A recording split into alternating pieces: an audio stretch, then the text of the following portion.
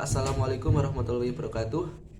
Kami dari kelompok 2 akan menjelaskan materi kami tentang teori perdagangan internasional bagian 1.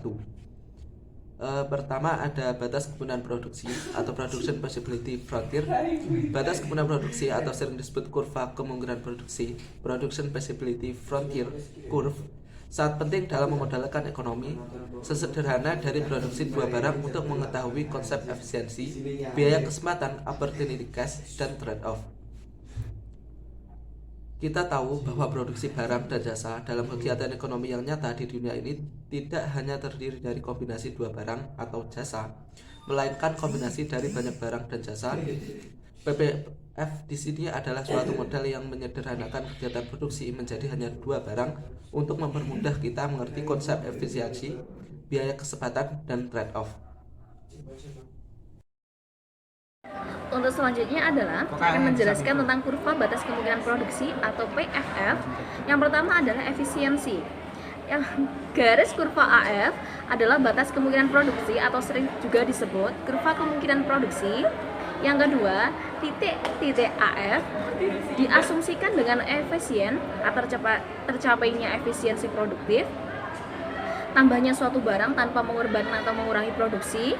Titik IJK itu menerangkan kombinasi produksi yang telah efisien yang mencapai efisiensi produktivitas. Untuk titik-titik XYZ sendiri adalah kombinasi produksi yang tidak mungkin dicapai dalam kombinasi sumber daya dan teknologi saat ini. Untuk selanjutnya adalah biaya kesepakatannya sendiri. Biaya kesempatan adalah kerugian atau biaya dari hilangnya potensi keuntungan dari suatu pilihan ketika kita mengambil pilihan yang satu yang lainnya. Contoh output or marginalnya sendiri. Pada pilihan A, kita lihat sendiri dari tabelnya tadi, konturku dapat memproduksikan 0 artikel dari 10-15 topi. Dan pada pilihan B, tentorku dapat memproduksi satu artikel dari 14 topi. Maka biaya MRT atau tingkat transformasi menjadi X terdapat Y dan DY akan menjadi output Y. Selanjutnya adalah tingkat transformasi marginal MRT. Tingkat transformasi marginal atau marginal rate under transformation adalah nilai absolut kemiringan dari slope atau dari PPF pada suatu titik. Terus dari rumus dari perhitungan MRT sendiri adalah MRT sendiri tingkatan dari transformasi marginal X terhadap Y. DY sendiri adalah verifikasi output Y dan DX verifikasi output X sendiri. Batasan penggunaan MRT atau laju transformasi marginal umumnya tidak konstan dan mungkin perlu sering dihitung ulang. Selain itu, barang tidak akan didistribusikan secara efisien jika MRT tidak sesuai dengan MRS. Perbedaan antara MRT dan Marginal Rate of Substitution atau MRS. Sementara tingkat transformasi marginal atau MRT mirip dengan tingkat substitusi marginal atau MRS. Kedua konsep ini sebenarnya tidak sama. Tingkat substitusi berfokus pada permintaan, sedangkan MRT berfokus pada pasokan. Tingkat substitusi marginal menyoroti berapa banyak unit Y yang akan dianggap oleh kelompok konsumen tertentu sebagai kompensasi untuk satu unit X yang lebih sedikit. Misalnya, konsumen yang lebih memilih jeruk daripada apel mungkin hanya menemukan kepuasan yang sama jika dia menerima 3 apel sebagai gantinya dari satu jeruk. Kurva MRT seperti pada gambar terlihat bahwa untuk nilai X-nya yaitu beras dan nilai Y-nya yaitu jagung. Nah, di sini ketika dia ingin menambahkan satu unit beras sebesar 100 ton, maka dia harus mengorbankan atau mengurangi nilai Y dari jagung sebesar 500 ton. Yang ketiga ada kurva indifferent masyarakat atau indifferent curve.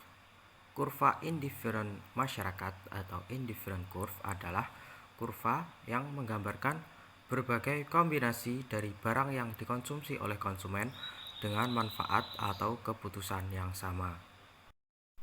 Ciri-ciri indifferent curve sebagai berikut. Ciri yang pertama, turun dari arah kiri atas ke kanan bawah. Ciri yang kedua, berkembung ke arah origin. Dan ciri yang ketiga, different curve yang satu dengan yang lainnya tidak pernah saling memotong. Kemudian, sifat-sifat kurva indifferent. 1. Terdapat banyak kurva indifferent U1, U2, U3, UN. Susunan kurva indifferent tersebut peta indifferent. 2. Kurva indifferent yang letaknya lebih tinggi menunjukkan kepuasan yang lebih tinggi. 3. Kurva indifferent mempunyai arah atau slope yang negatif. Apabila konsumen berkeinginan untuk menambah konsumen barang X, maka konsumen barang Y harus dikurangi untuk mendapatkan kepuasan yang sama. Sifat yang keempat, kurva indifferent tidak berpotongan. Kurva indifferent yang tinggi menggambarkan kepuasan yang lebih tinggi. Kalau dua kurva indifferent berpotongan, misalnya di titik Z, maka berarti kombinasi X dan Y yang sama akan memberikan kepuasan yang lebih tinggi. Yang kelima, kurva indifferent melengkung terhadap titik 0. 6. Keiringan atau slope kurva indifferent menunjukkan laju substitusi marginal atau marginal rate of substitutional. Different curve yang terlihat pada gambar menunjukkan tingkat semua titik-titik tersebut, menggambarkan bahwa kombinasi berapapun akan memberikan kepuasan yang sama. Jika konsumen mengkonsumsi 15 nasi dan 3 roti, kepuasan akan sama dengan mengkonsumsi 3 nasi dan 11 roti. Tingkat penggantian menggambarkan bahwa kenaikan tingkat konsumsi roti dan 3 menjadi 4 mengurangi konsumsi nasi dan 15 menjadi 10 kepuasan yang lebih tinggi dan sebaliknya. Tanpa adanya perdagangan internasional, suatu negara tidak akan mencapai kondisi equilibrium apabila ia dapat menjangkau kurva indifferent yang tertinggi, yang dimungkinkan oleh kurva batas kemungkinan produksi serta kurva indifferentnya.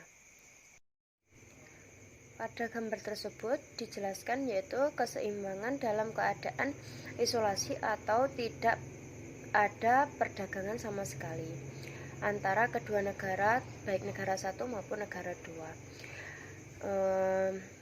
Mulai dari negara satu, garis yang berhubungan 70Y ke 140X adalah kurva dari batas kemungkinan produksi negara satu.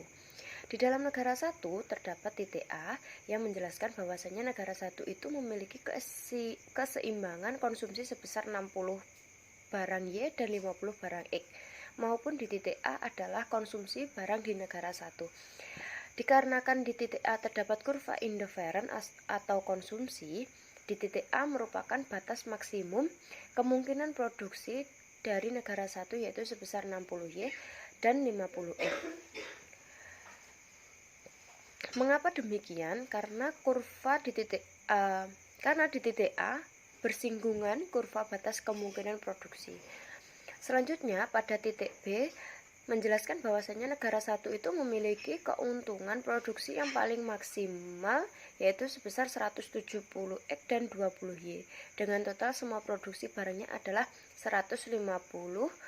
Harga keseimbangan di negara satu adalah sebesar 1/4 ditunjukkan dari PA sama dengan 1/4. Mengapa demikian? Karena negara satu itu memiliki keunggulan komparatif pada barang X. Sedangkan di negara 2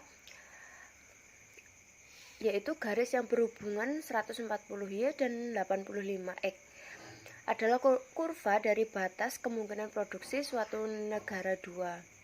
Di dalam negara 2 terdapat titik A yang menjelaskan bahwasanya negara 2 memiliki keseimbangan konsumsi sebesar 40 barang Y dan 80 barang X.